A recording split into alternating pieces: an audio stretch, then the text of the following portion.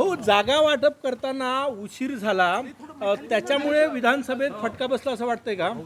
नाही, विधानसभेला फटका बसण्याचे अनेक कारणं असले तरी हे पण कारण नक्कीच आहे.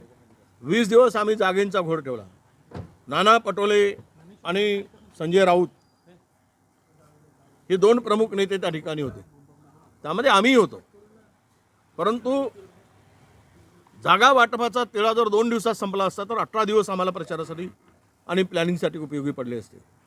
आम्ही कुठलंही प्लॅनिंग करू शकलो नाही. आम्हाला कुठलंही प्लॅनिंग करता आलं नाही. आम्हाला निवडणुकीसाठी तीनही पक्षाला संयुक्त कार्यक्रम आखता आला नाही. हे अनेक कारणं झाली.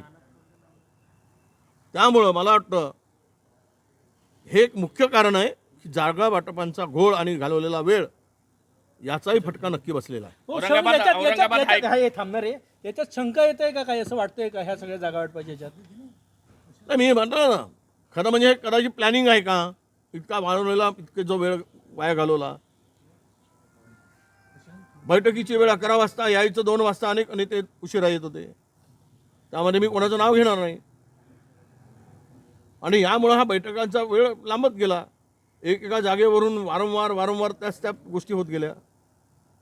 कदाचित महाराष्ट्रामध्ये